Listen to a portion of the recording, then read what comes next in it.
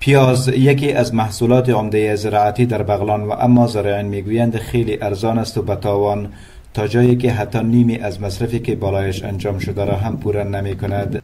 پیاز ما به این شکل پاشان از بس نرخ و نوایش پایین آمده، کسی ارزش نداره. حتی مسئول امو زراعتی گندم و برنجش پر نکرده، نمیکنه. فعلا محکوم شدن پیاز ما کم صفر است.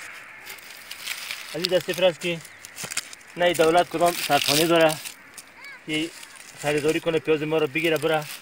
این مال فعلا نه شب آرام است نه روز. پیاز یکی از محصولات عمده زراعتی در بغلان است و مردم زیادی در سالهای اخیر با رویاوری به این کشت قسمت اعظم از زمین‌هایشان را که گندم و شالی کشت می‌کردند حالا پیاز کشت می‌کنند.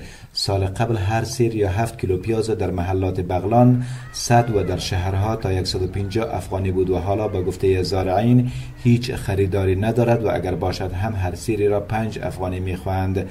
من خواستم مشکل این مردم را با اداره زراعت بغلان در میان بگذارم اما موفق نشدم.